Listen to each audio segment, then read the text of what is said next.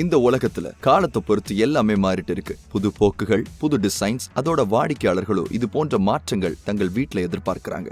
எப்போ அவங்க வீட்டை புதுப்பிக்கிறாங்களோ அப்ப அவங்க பெயிண்ட் அடிப்பாங்க, திரைச்சிலைகளை மாத்துவாங்க. ஆனா அவங்க மாத்தாத ஒண்ணு இருக்கு, அது பர்னிச்சர். அதுலயும் குறிப்பா வால் சீலிங், டிவி யூனிட், அலமாரிகள், சமையலறை அலமாரிகள் மாதிரியான நிலையான பர்னிச்சர்ஸ். உங்களுக்கு ஏன்னு தெரியுமா? ஏன்னா பழைய லேமினேட்டை மாத்திட்டு புது லேமினேட் பண்றதுக்கு அதிக நேரமும் பணமும் செலவாகும். அது ரொம்ப கஷ்டமும் கூட. அதனால வாடிக்கையாளர்கள் அதை செய்ய விரும்ப மாட்டாங்க. அவ்வளவு ஏன், நீங்க கூட அந்த மாதிரி வேலைகளை தொட யோசிப்பீங்க தானே. ஆனா நான் என்ன சொல்றேன்னா, நீங்க பழைய லேமினேட்டை நீக்காமலேயே அதன் மேலேயே புதுசா ட்ரெண்டா லேமினேட் பண்ண முடியும். இப்படி பண்ணா உங்க வாடிக்கையாளரோட வீடே புது விதமா ஜொலிக்கும். அது மட்டும் இல்ல, பழைய லேமினேட்டை நீக்கிற பிரச்சனையும் இங்க இல்ல. இப்போ நீங்க எப்படின்னு கேட்பீங்க. ஃபெவிகால் ரீலேம் வச்சுதான். பாருங்க, ஃபெவிகால் ரீலேம் பழைய லேமினேட் மேலேயே புது லேமினேட் பண்றதுக்கு வழியை கொடுக்குது. அதோட அதன் செயல்முறையும் எளிமையானது. அப்போ எதுக்கு காத்திருக்கணும்? ஃபெவிகால் ரீலேமை பயன்படுத்துறதுக்கான சரியான வழிமுறையை பார்க்கலாம்.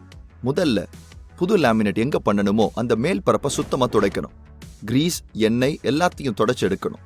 லேமினேட் செய்யக்கூடிய மேல் பரப்பு சமமா இருக்கிற மாதிரி பார்த்துக்கோங்க. எங்கேயும் பபிள்ஸோ கிராக்ஸோ இருக்கக்கூடாது. இப்போ லேமினேட் கட்டரை எடுத்து மேல் பரப்புல இது மாதிரி கீறல் போடுங்க. ஒவ்வொரு கீறலுக்கு இடையிலையும் 1/2 இன்ச் இடைவெளி இருக்கிற மாதிரி பார்த்துக்கோங்க. மறுபடியும் பழைய லேமினேட்டை ஒரு பழைய துணி வச்சு சுத்தமா துடைங்க. ஃபெவிகால் ரீலேம் கேட்ரிட்ஜோட முனையின் மத்தியில் ஒரு ஓட்டையை போடுங்க. சீல் அண்ட் கன்னுல இந்த கேட்ரிட்ஜை வைங்க. இப்போ இந்த கன்னை பயன்படுத்தி கீரல்ல ஃபெவிகால் ரீலேமை அப்ளை பண்ணுங்க. மேல் பரப்புல எதுனா ஓட்டை இருந்தா நிறைய க்ளூ போட்டு முழுமையா நிரப்புங்க. இப்போ ஃபெவிகால் ரீலேமை அகலமான ஸ்ப்ரெட்டர் மூலமா பரப்பணும். அடுத்து புது லேமினேட்டை பழைய லேமினேட் மேல ஒட்டலாம். இப்போ ஒரு சுத்தமான துணி வச்சு அழுத்தி தொடங்க. இப்போது லேமினேட் எடுத்து க்ளூ அதுல ஒட்டியிருக்கான்னு பாருங்க. ஏதாவது ஒரு இடத்துல க்ளூ ஒட்டலைன்னா அந்த இடத்துல மறுபடியும் கொஞ்சம் அழுத்தம் கொடுங்க.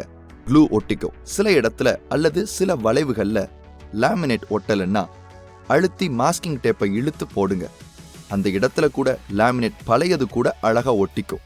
மாஸ்கிங் டேப் போடும்போது உங்க கை சுத்தமா இருக்கணும்.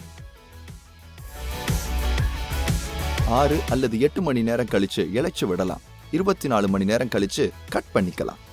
இப்போ பாருங்க, லேமினேட் எவ்வளவு பழையதா இருந்தாலும் பரவாயில்லை.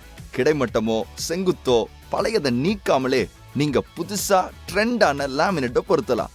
ஃபெவிகால் ரீலேமை பயன்படுத்தி உங்க வாடிக்கையாளரோட வீட்டுக்கு ஒரு புது தோற்றத்தை கொடுங்க.